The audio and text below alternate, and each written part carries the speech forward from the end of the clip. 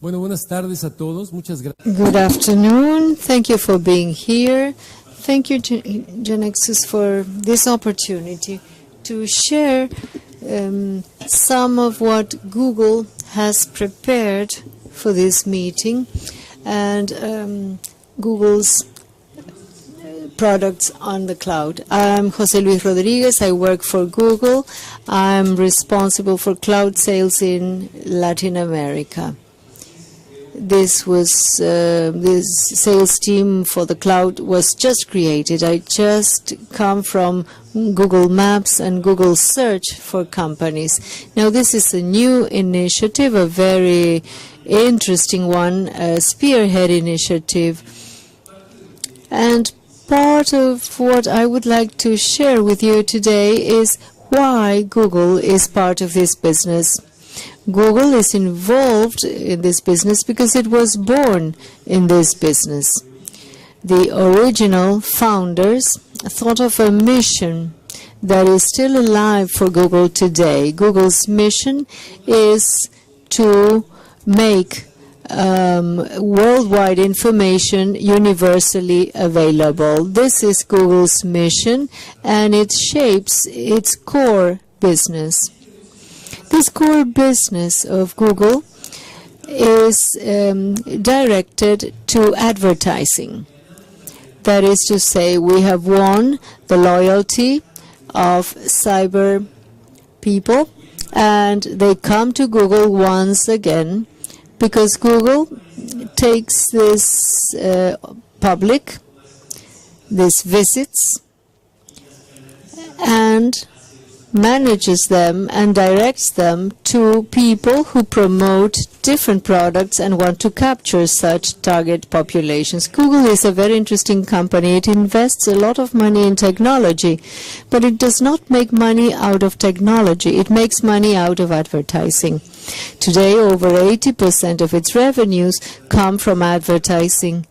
However, they invest a lot of money in technology than in advertising. In fact, we don't make any investments in advertising. We invest in technology. And this breaks down the old paradigms that you need to spend or invest a lot of money in vertical technology.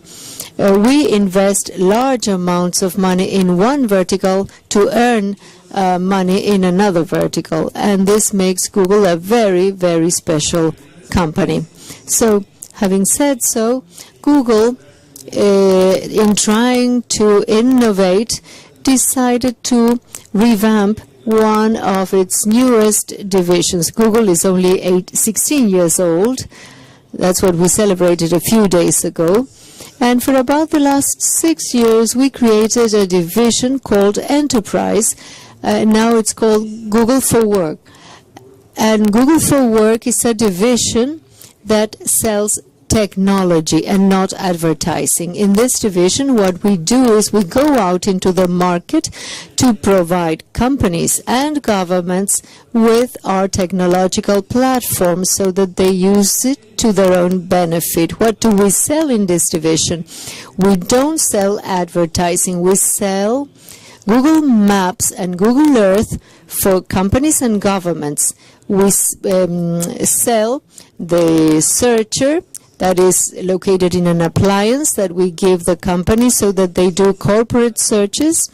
We also offer the market electronic mails and the benefits connected to this service on the cloud. And now we are also providing Google Cloud to the market, and this is a new platform, and this is what I'm here to talk about. Probably during this conference you've heard a lot about, and you will hear a lot about the trends in the world today and the trends focused on the cloud. In Google, we see this trend precisely as the new paradigm, and this has to do with accessing information from any device, from any place, at any time, but not just access to information. We want this to become something that facilitates change and innovation within organizations. Only when these conditions are met, the cloud will really fulfill its mission. The former director of science in Amazon published an article in the Wall Street Journal a few days ago on the role of information, not at the level of organizations, but in the lives of people. And what he said was very interesting. He compared information to oil. He said, information is the new oil. When I have information in the tip of my fingers, I can do anything. But like oil, he said, information, raw information, is not very useful. I need to refine it as I do oil refining to add value to the process, to the business as such. And for this reason, that's why in Google we think that clear cloud proposal may not add that much value if it is not accompanied by other enablers.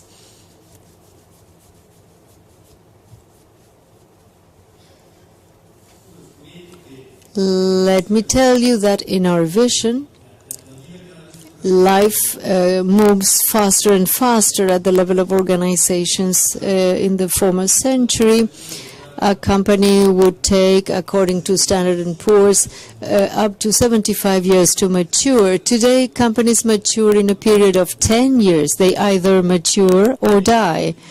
And this is, to a great extent, due to the availability of information and services provided. That is why we need to take up these tools and join the trend where companies reach their goals in shorter periods of time. In a study conducted by, commissioned to Gartner by Google, Google reached the following public conclusion. They anticipate that by 2015, the cloud market will exceed $22 billion. That's an amazing amount of money for a market that only existed partially a few years ago and was limited to the infrastructure people without much vision as to the impact these services could cause on businesses. According to Forrester, according to Gartner, people who know about trends in technology, they all talk about this impact on businesses due to the cloud. Up until very recently, we never thought of the short term, but today, thinking in the short term is a need. And it is something that is becoming more and more necessary to ensure survival of businesses.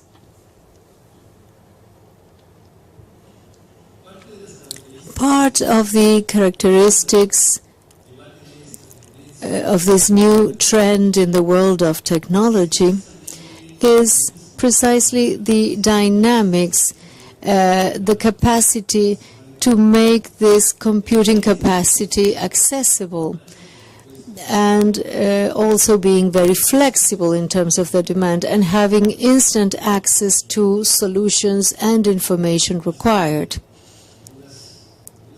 A few weeks ago, I was traveling with a friend, and he had never been to the country we were visiting together.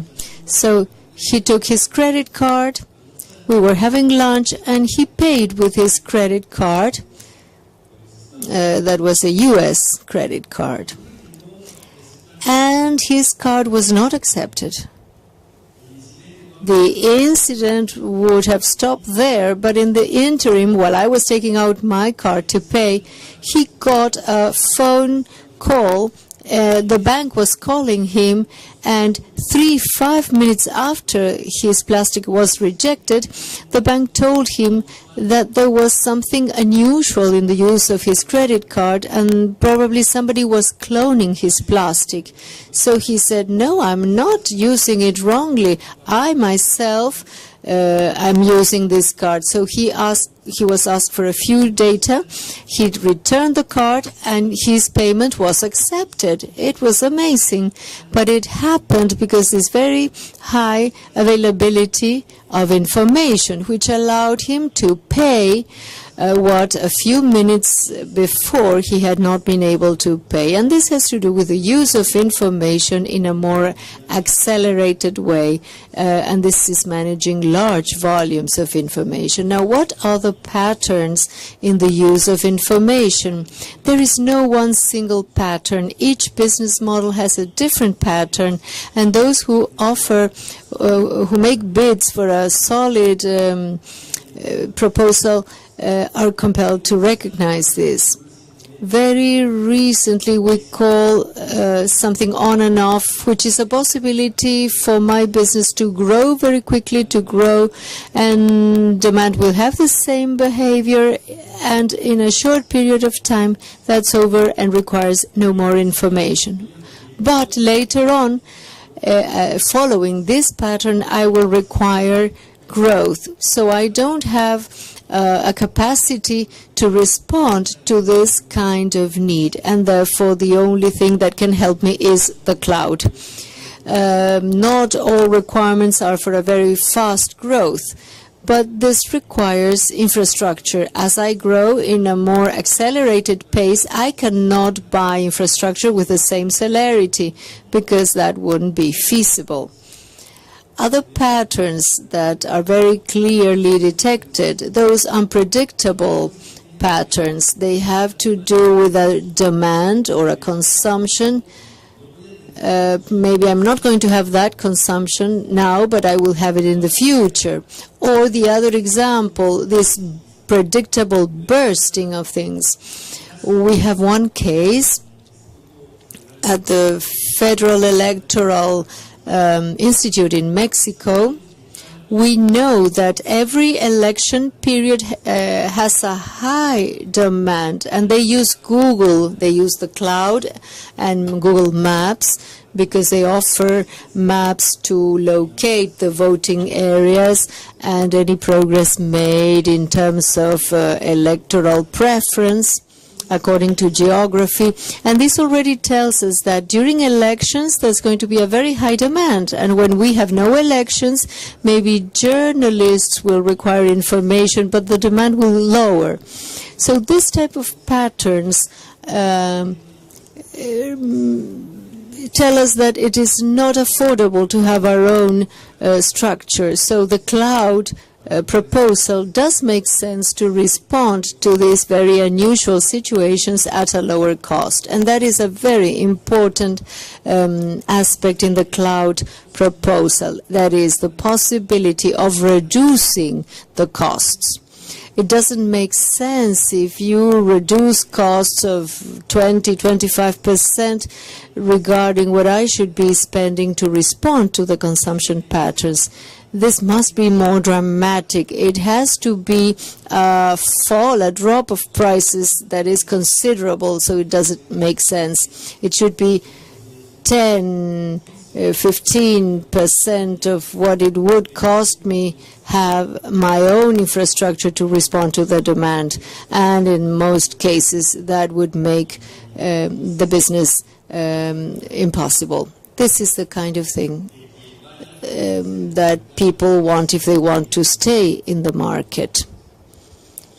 And in Google, in particular, over the last 16 years, we have been building one of the largest infrastructures for computing capacity in the world. And that is why, in the beginning of my presentation, I wanted to share with you the fact that our business is advertising, and the loyalty of our customers is the heart of our business, because our infrastructure was meant for that, so that millions of users can access whenever they want to and have milliseconds in the response capacity. Google, on a global level, is the most used browser worldwide, and this is due to this computing capacity and this infrastructure, which is no doubt one of the most powerful. And what we propose on the cloud platform by Google, is based on the infrastructure. I'm going to present some slides and a map, but basically we have 12 or 13 data centers around the world, one in Latin America, and they guarantee this capacity to respond and compute, this that we share now with the market. And very soon we'll do this through GeneXus. We are discussing this for a partnership in the near future.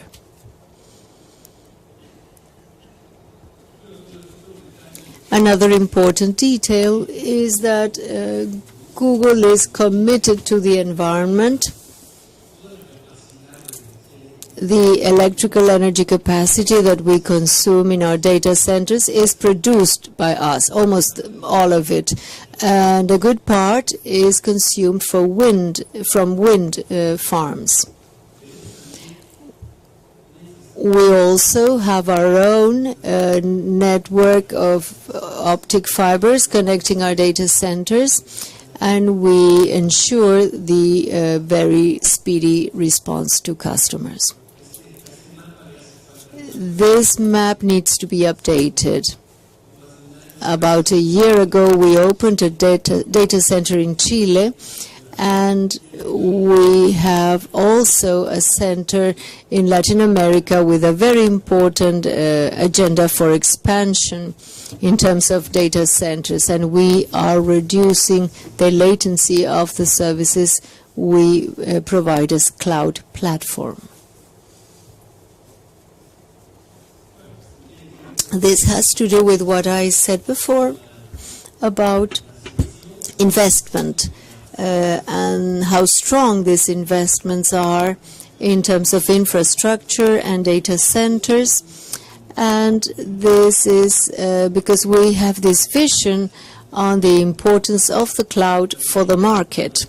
And as I said before, our business depends to a large extent on reducing this latency and offering customers a higher speed of response.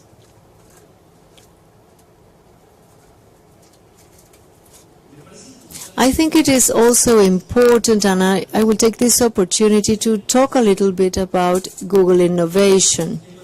For us, innovation is mandatory. It's not an accessory. It's not something that is nice to have. It's something that we must do. All of us working for Google are compelled not only to get to our business goals, but also make their business goals connected to innovation.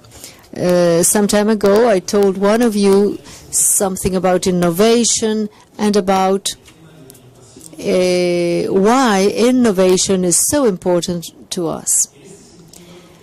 Therefore, I would like to share with you the fact that this innovation is the guarantee, we believe, is the guarantee to have a different kind of supply. We don't want to provide what is traditional about the cloud. That's why we look for alliances with companies such as GeneXus. We want to add value to what we offer. Some of you know how we are very much involved with the Internet of Things, and we invest in projects like self-driven cars, glasses, Internet on my body, if you like.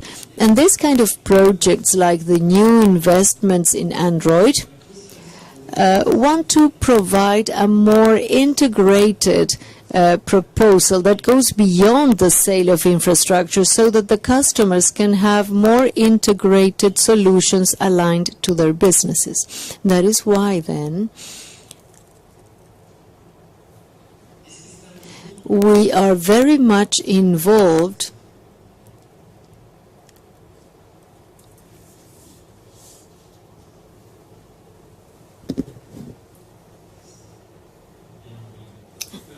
we are very much involved in developing apps that allow,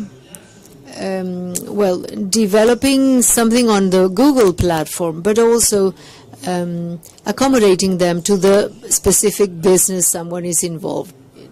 For example, in the disk query, in the BigQuery, which is part of the app services, we developed an apps for the genomic companies that manage large volumes of information.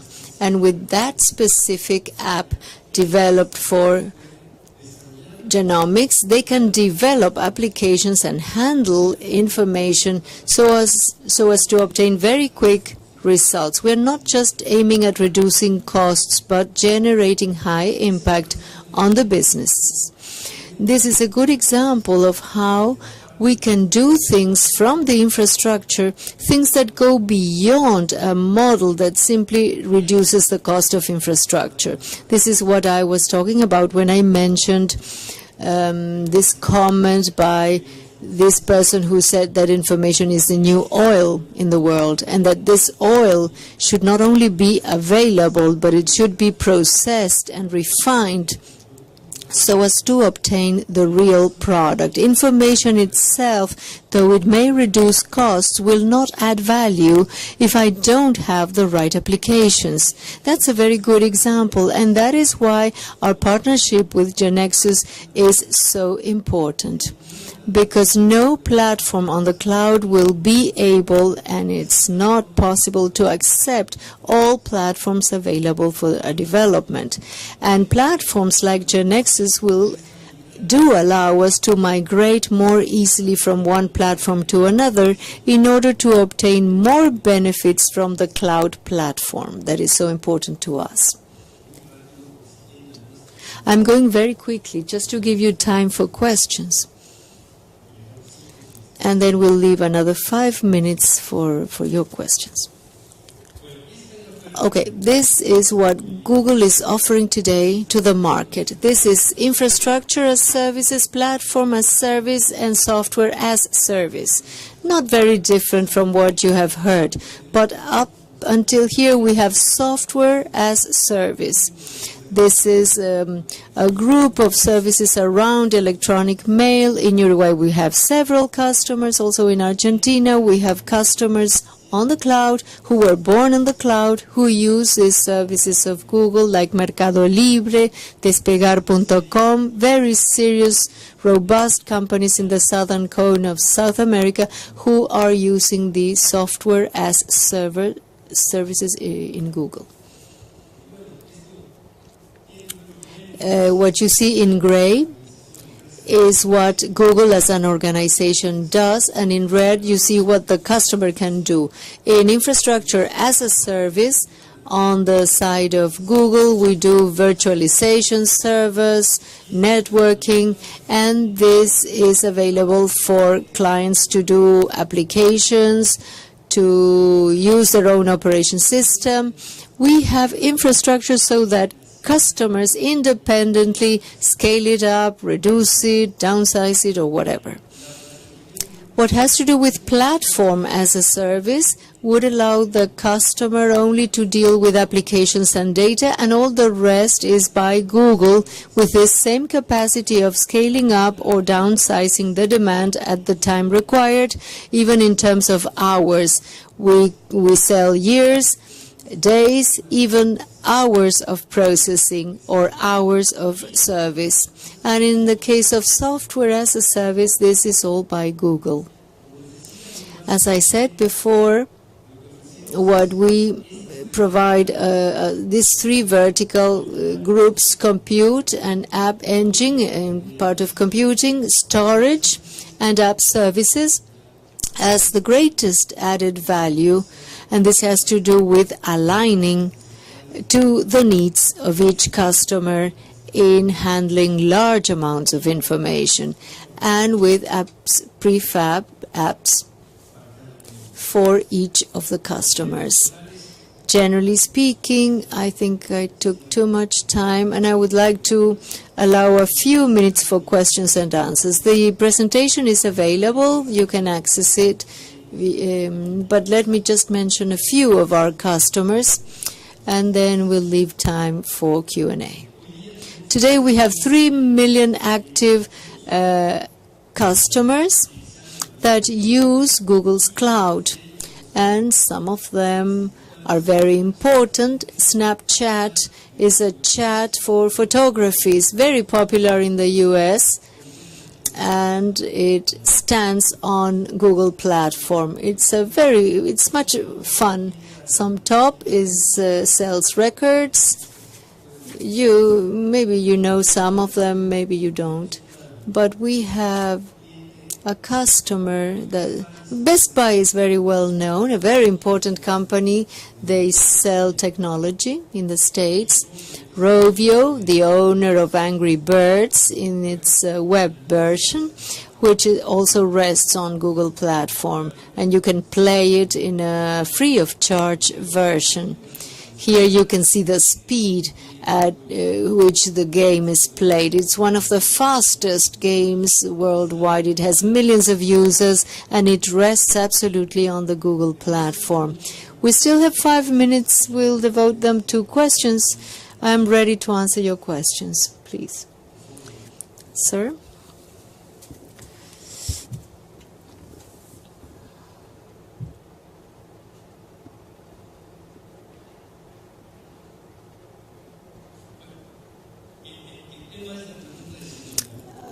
Yes, the question.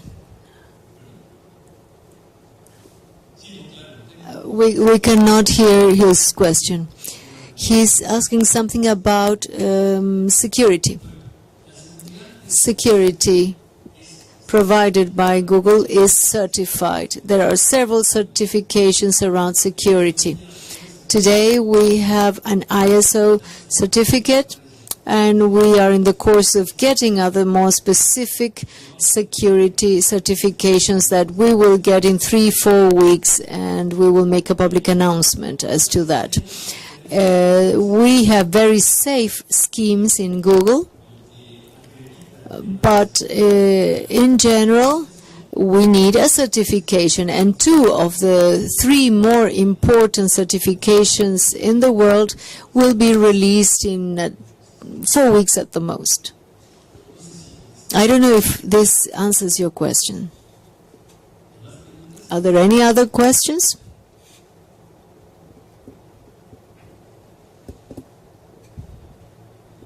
No. Okay, so I have 3 minutes, but now I don't know what to say. Oh, there's a question here. I'm Daisy Castillo. I'm a Chilean reporter. My question is, according to your experience and to your knowledge, could you tell us a little bit about the main trends today, not only in terms of security, but how to make different countries in the region are able to consolidate information and protect information and go beyond the information? And the other question has to do with how Google, through its different offices in the region, also fosters inter-entrepreneurial activities. Yes, two very important questions. What a challenge coming from Chile. Chile is a good example in this sense. Let me answer the second first. In Google, we have a natural vocation for entrepreneurial activities and startups and new companies. Google is a garage company. So we have a program. We have a startups program. We support startups. This program was released, and we offer these startups from $500 credit for cloud services up to $100,000. This is a basic support with 500 up to very serious, aggressive support of $100,000 for those startups that show that they have a future, or at least a feasible, sexy project. We'll do something similar with GeneXus. This is something we believe in. We believe in entrepreneurial activities. And day after tomorrow, I have a meeting from a startup in Chile to talk about this possibility. And your first question, I forgot. The first question was about the trends that we see today in the region. Who's leading in this trend? Well, in the region, we see, in Latin America, we see a more intense use of technology. And some countries are spearheading this IT, like Brazil and Chile. As we see in Google, the e-commerce and finance, or these verticals, are no doubt the ones that follow these trends. Genomics and biotechnology is more on a world level, and in Latin America this is still at an embryo stage. But in particular, Latin America is more concerned about finance and probably gaming. People like games in Latin America, games with technology and the use of the cloud. Pues si no hubiera alguna otra, les agradezco muchísimo el espacio, les agradezco. No further questions. Thank you for your time. Thank you, GeneXus.